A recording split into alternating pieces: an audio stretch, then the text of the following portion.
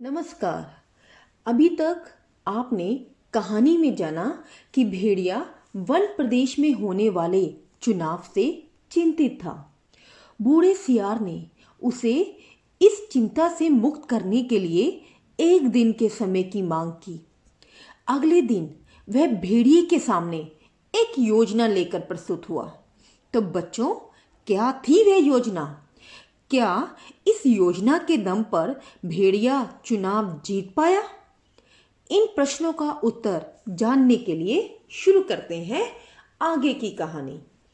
अपनी योजना के अनुसार बूढ़ा सियार सबसे पहले 3 सियारों को हरे, नीले और पीले रंग में रंगकर भेड़िया के सामने लाया। उसने पीले सियार को विचारक व लेखक, नीले सियार को नेता और पत्रकार और पीले सियार को धर्मगुरु बतलाकर भेड़िए से उनका परिचय करवाया। इन रंगे सियारों की तारीफ के पुल बांधते हुए उस बूढ़े सियार ने भेड़िए के चुनाव प्रचार का सारा काम इन्हीं को सौंप दिया। अपनी आगे की योजना के अनुसार उसने भेड़िए का भी रूप बदल दिया। उसने भेड़िए के मस्तक पर तिलक लगाया, गले में कंठी पहनाई और मुंह में घास के तिनके खोस दिए। उस खूंखार भेड़िए को संत भेड़िए का रूप प्रदान कर दिया, लेकिन साथ ही भेड़िए को 3 बातों का भी ख्याल रखने को कहा। पहली, अपनी हिंसक आंखें ऊपर मत उठाना। दूसरी, हमेशा जमीन की ओर देखना और कुछ बोलना मत। और तीसरी, सभा में बहुत सी भेड़ें आएंगी, सुंदर सुंदर, मुलायम मुलायम, तो कहीं किसी को तोड़ मत खाना।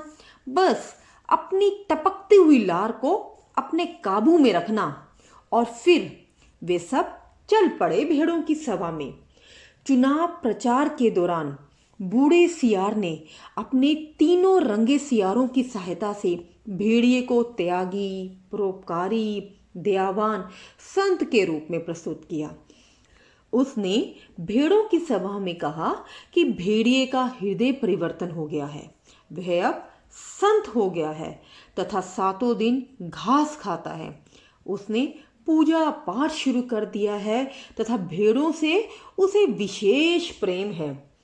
आज सवेरे की ही बात है कि एक मासूम भेड़ के बच्चे के पांव में कांटा लग गया, तो भेड़िया संत ने उसे दांतों से निकाला, दांतों से। पर जब वह बेचारा कष्ट से चल बसा तो भेड़िया संत ने सम्मान पूर्वक उसकी अंत्येष्टि क्रिया की। ऐसे संत से डरने की कोई आवश्यकता नहीं। बूढ़े सियार की अगली योजना के अनुसार अब भेड़िए के प्रचार और गुणगान की जिम्मेदारी रंगे सियारों की थी। पीले सियार ने भेड़िए को धरती पर सर्वशक्तिमान परमात्मा का अवतार बताकर उसका यशोगान किया। नीले सियार ने भेड़िए को बलवान, निर्बल भेड़ों का रक्षक, अन्याय के विरुद्ध लड़ने वाला तथा भेड़ों के हित चिंतक के रूप में व्याख्यान किया। ठीक इसी प्रकार हरे रंग के धर्मगुरु ने भेड़ों को त्याग का पाठ पढ़ाया और साथ ही साथ भेड़िए का दानी, परोपकारी संत के रूप में महिमा गान भी किया। इन रंगे सियारों के चुनाव प्रचार का मासूम भेड़ों पर इतना प्रभाव पड़ा कि वे भक्षक भेड़िया उन्हें अपना रक्षक लगने लगा।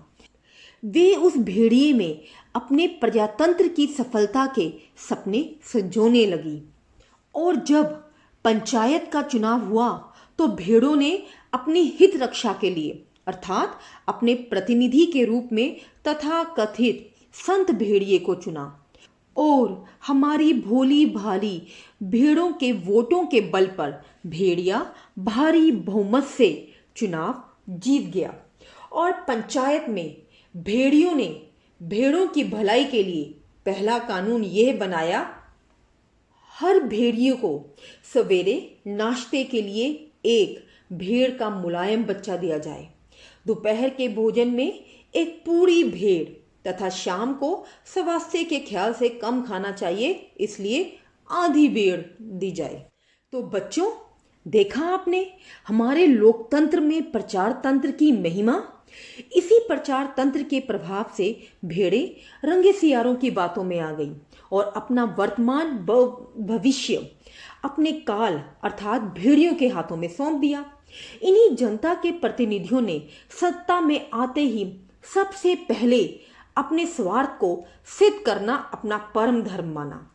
ऐसे अवसरवादी नेता को सत्ता में आने से रोकने का केवल एक ही समाधान है और वह है जनता द्वारा अपने मताधिकार की शक्ति को अपना हथियार बनाना।